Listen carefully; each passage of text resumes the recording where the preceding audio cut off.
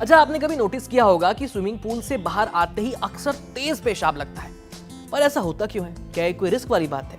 ये समझाया है डॉक्टर तरुण सिंह ने। डॉक्टर तरुण के मुताबिक जब आप पानी में उतरते हैं तो आपके शरीर के साथ एक अजीब सा खेल शुरू हो जाता है। पानी का दबाव आपके हाथ और पैरों से खून को शरीर के बीच वाले हिस्से यानी सीने की ओर धकेल देता है। इससे आपके दिल को ऐसा लगता है कि शरीर में अचानक से फ्लूइड की मात्रा बढ़ गई है।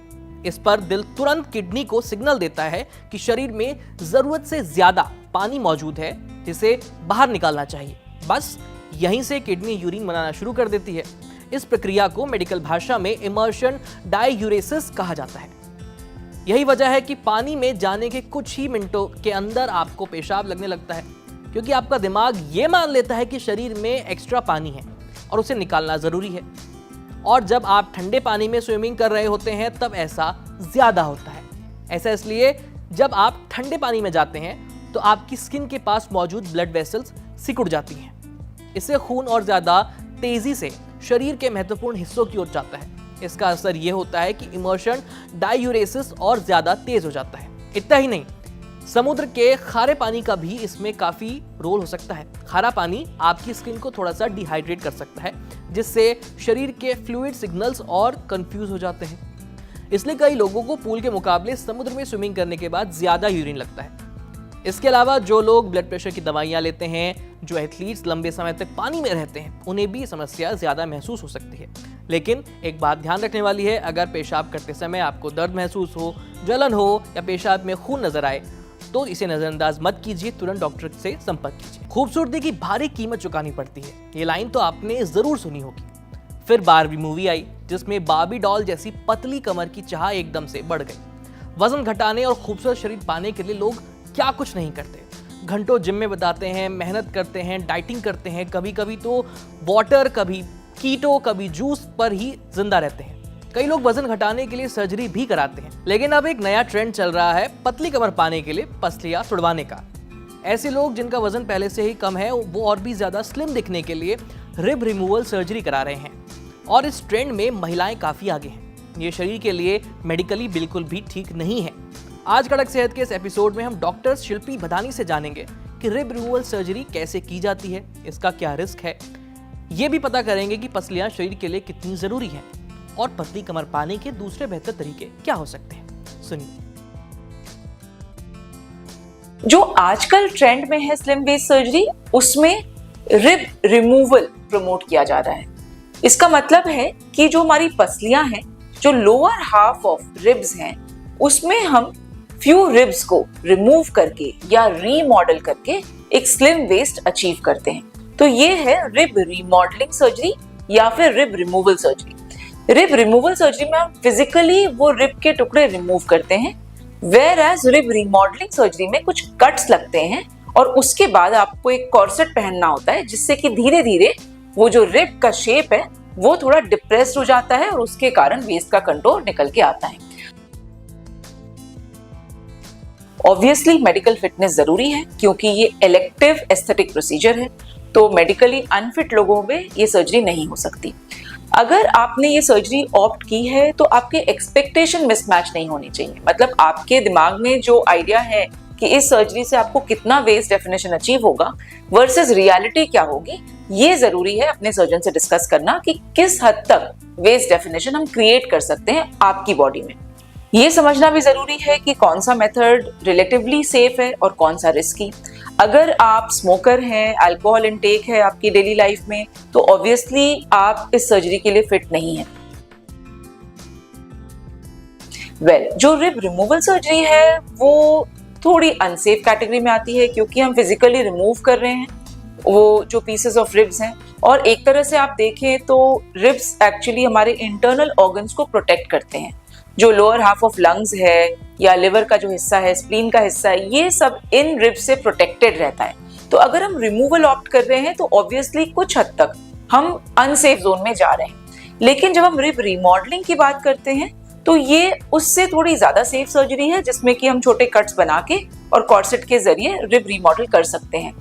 बट इसमें भी एक कैच है कि किस हद तक रिमॉडलिंग हो सकती है, क्योंकि इसमें एक इम्बैलेंस क्रिएट होता है between your physiology and your anatomy. तो आपकी फिजियोलॉजी कितना सपोर्ट करेगी ये चेंजेस को, ये भी जानना जरूरी है। तो पसलियां कितनी जरूरी हैं शरीर के लिए? ऑब्वियसली अगर पसलियां हैं तो इसका कुछ रीजन है। अगर हमारे जो इंटरनल ऑर्गन्स हैं उनका प्रोटेक्टिव लेयर जा रहा है तो ये कुछ हद तक अनसेफ तो है, लेकिन हमारी फिजियोलॉजी और एनाटमी किस हद तक हमारे लिए वो रिजल्ट के लिए हम चेंज कर सकते हैं, ये जरूरी है अपने सर्जन से डिस्कस करना।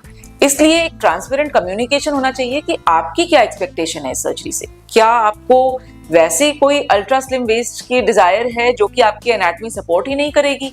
तो ये आपको समझना जरूरी होगा, क्योंकि अगर आप इस सर्जरी में जाते हैं तो ये एक तरह से आप मानिए कि ऑलमोस्ट ये इरिवर्सिबल सर्जरी है, बिकॉज अगेन उस रिब को एक्सपैंड करना, अगर आप वापस जाना चाहते हैं तो ये एक मुश्किल काम होगा। जो लाइपोसक्शन का तरीका है वो पहले से ही एग्जिस्ट करता है। अगर वेस्ट के अराउंड ज्यादा फैट है तो इस एक्स्ट्रा फैट को रिमूव करके भी हम वेस्ट का डेफिनेशन क्रिएट कर सकते हैं, और ये हम काफी टाइम से करते आए हैं। एंड इसके जरिए हमारे जो वेस्ट टू हिप रेशियो है वो इम्प्रूव हो जाता है और एक आवर ग्लास शेपिंग हम अचीव कर पाते हैं। सबसे इंपॉर्टेंट तो डाइट और लाइफस्टाइल है। अगर आपका जो फैट कंटेंट है ज्यादा है बॉडी में तो उसको कम कीजिए, दौड़िए, भागिए, अपने डाइट का ध्यान रखिए और फैट कंटेंट कम कीजिए। उससे आपका जो शेप है वो ऑटोमेटिकली इम्प्रूव हो ही जाएगा। लेकिन अगर कुछ रेजिस्टेंट फैट एरियाज हैं जिसके कारण आपका वेस्ट डेफिनेशन कुछ हद तक कैमोफ्लेज हो रहा है या ढक रहा है, तो आप लाइपोसक्शन ऑप्ट कर सकते हैं, जो कि इनहेरेंटली एक सेफर प्रोसीजर है वेस्ट कंट्रोल क्रिएट करने के लिए। तो सुना आपने, पतली कमर के लिए रिब रिमूवल सर्जरी काफी जोखिम वाली है, इसलिए बेहतर होगा कि आप वजन कम करने के लिए अच्छी डाइट और एक्सरसाइज को फॉलो कीजिए।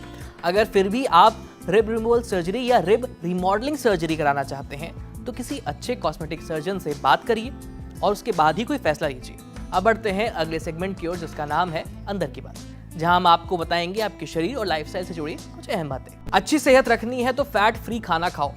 सालों से हमने यही सीखा है कि अगर वजन कम करना है और फिट रहना है तो फैट से दूरी बना लो, लेकिन ये सोच ठीक नहीं है। सिर्फ न्यूट्रिएंट लेने से काम नहीं चलता, बल्कि उन्हें सही तरीके से एब्जॉर्ब करना भी शरीर के लिए उतना ही जरूरी है, और यहीं पर फैट की एंट्री होती है। एक साइलेंट हीरो की तरह फैट शरीर के लिए क्यों जरूरी है, इसके बारे में न्यूट्रिशनिस्ट नमामि अग्रवाल ने अपने इंस्टाग्राम पोस्ट पर बात की है। नमामि का कहना है कि अगर आप पूरी तरह से फैट से दूरी बना लेते हैं तो आपका शरीर कई जरूरी पोषक तत्वों को ठीक से एब्जॉर्ब ही नहीं कर पाता। कुछ विटामिन जैसे कि विटामिन ए, डी, ई और के फैट सॉल्युबल होते हैं। इसका मतलब ये है कि इन्हें शरीर में सही तरीके से घुलने और एब्जॉर्ब होने के लिए फैट की जरूरत होती है। अगर आपकी डाइट में फैट ही नहीं होगा तो भले ही आप कितने भी विटामिन खा लीजिए, सप्लीमेंट्स ले लीजिए, लेकिन बिना फैट के शरीर इन्हें एब्जॉर्ब ही नहीं कर पाएगा। साथ ही फैट एक तरह से न्यूट्रिएंट चेन को भी सपोर्ट करता है। जैसे विटामिन डी, इसे एब्जॉर्ब होने के लिए फैट चाहिए, और जब विटामिन डी शरीर में पहुंचता है तो वो कैल्शियम और मैग्नीशियम को एब्जॉर्ब करने में हेल्प करता है, और इस पूरी चेन का कंप्लीट होने के बाद ही हमारी हड्डियों में मजबूती आती है, और ये हड्डियों के लिए बहुत जरूरी है। यानी अगर आप फैट से दूरी बना रहे हैं तो ये पूरी चेन कमजोर हो सकती है। ये नियम सप्लीमेंट्स पर भी लागू होता है। खाली पेट सप्लीमेंट्स लेने से उनका पूरा फायदा नहीं मिल पाता, इसलिए अपने खाने में थोड़ी मात्रा में हेल्दी फैट्स को जरूर शामिल कीजिए, जैसे कि नट्स, कुछ सीड्स या फिर अच्छे तेल। सप्लीमेंट्स हमेशा खाने के बाद लें, और सबसे जरूरी बात, क्लीन डाइट के नाम पर फैट को पूरी तरह से बंद मत कीजिए। कड़क सेहत के इस एपिसोड में आज इतना ही। अच्छा, अगर आप डॉक्टर हैं या आपका डॉक्टर से कोई सवाल है तो स्क्रीन पर दिख रही इस ईमेल आईडी पर अपने सवाल और अपने सुझाव हमें भेज दीजिए। ये वीडियो अगर आप फेसबुक पर देख रहे हैं तो हमारे फेसबुक पेज को लाइक कीजिए, और यूट्यूब पर देख रहे हैं तो हमें सब्सक्राइब करना मत भूलिएगा। और हाँ, जाते हुए घंटी बजा दीजिए ताकि जब भी हम नया वीडियो अपलोड करें तो आपको नोटिफिकेशन जरूर आए। मैं हूँ आयुष, मिलते हैं आपसे अगले एपिसोड में, तब तक के लिए बाय बाय।